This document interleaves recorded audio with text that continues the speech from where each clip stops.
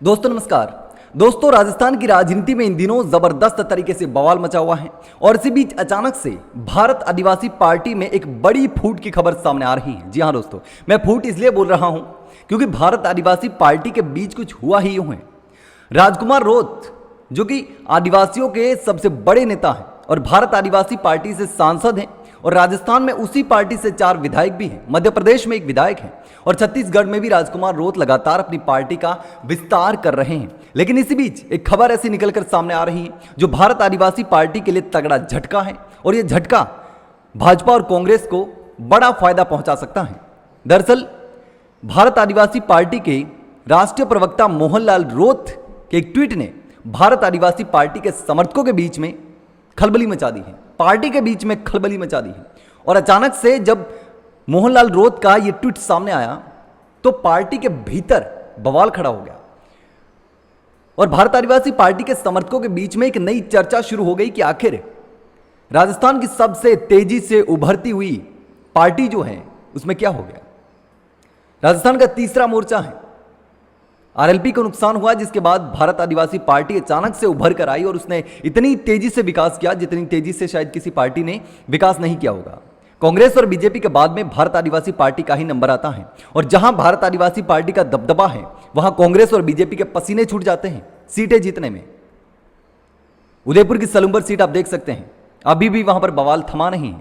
लेकिन इसी बीच मोहनलाल रोत का ऐसा कौन सा ट्वीट है जिसने पार्टी के भीतर खलबली मचा दी, तो आपको यह ट्वीट भी दिखाऊंगा कि मोहनलाल रोत ने क्या लिखा और उसके बाद क्या हुआ। क्योंकि जैसे ही मोहनलाल रोत ने ट्वीट किया उसके बाद खलबली मच गई और उसके बाद एक बार फिर से दूसरा ट्वीट वापस से करना पड़ा कि ऐसा कुछ भी नहीं है, पार्टी में कोई फूट नहीं है। लेकिन एक ट्वीट ने आग तो लगा ही दी है। तो आप देख सकते हैं कि मोहनलाल रोत ने अपने ट्वीट में क्या लिखा। मोहनलाल रोत ने लिखा कि हमसे कुछ चाहिए तो खुशी खुशी मांग लेना, हमारा अध्यक्ष पद भी दे देंगे। अगर हमारे खिलाफ छुपकर साजिश की तो लिख लेना, जहन्नुम भी नसीब नहीं होगा। यह ट्वीट बहुत ही गंभीर है। यह ट्वीट किसी सामान्य राजनीतिक बयान से कहीं ज्यादा गंभीर है, नॉर्मल नहीं है, क्योंकि इसमें सीधे सीधे आरोप लगाए हैं कि मेरा अध्यक्ष पद चाहिए तो ले लेना, खुशी खुशी दे दूंगा, लेकिन साजिश की तो जहन्नुम भी नसीब नहीं होगा। मतलब बहुत बड़ा इश्यू है कि राजकुमार रोत की पार्टी में मोहनलाल रोत के खिलाफ कौन साजिश कर रहा है। तो उसके बाद मोहनलाल रोत ने अपने दूसरे ट्वीट में लिखा कि भारत आदिवासी पार्टी में कोई टूट फूट नहीं है। मेरी एक पोस्ट को आधार बनाकर कोई कयास नहीं लगाए। जब कोई काम की पोस्ट होती है तो किसी की नजर नहीं जाती, लेकिन इस पोस्ट पर सबकी नजर जाएगी क्योंकि पोस्ट ही ऐसी थी। और यह पोस्ट ऐसे समय में आई है जब भारत आदिवासी पार्टी तेजी से उभर रही है। राजस्थान में 4 विधायक, 1 सांसद और लगातार 2028 की तैयारी में लग गई हैं। राजस्थान के दूसरे क्षेत्रों में भी लगातार राजकुमार रोत प्रचार प्रसार कर रहे हैं और अपनी पार्टी को विस्तारित कर रहे हैं और बीजेपी और कांग्रेस इसको दबाने की पूरी कोशिश में है कि अगर तीसरा मोर्चा इस तरीके से उभर कर सामने आ गया तो हमारी मुश्किलें बढ़ने वाली हैं। और इसी बीच अगर भारत आदिवासी पार्टी में यह फूट पड़ गई तो फिर भारत आदिवासी पार्टी के लिए बड़ा नुकसान होने वाला है और कांग्रेस और बीजेपी को इसका सीधा फायदा मिलेगा। जितनी पार्टी टूटेगी, जितने गुट बनेंगे, जितने अलग अलग लोग होंगे, उतना ही आदिवासियों को नुकसान होगा, पार्टी को नुकसान होगा और सबको नुकसान होगा। और बीजेपी, कांग्रेस या कोई और आएगा उसको फायदा होगा।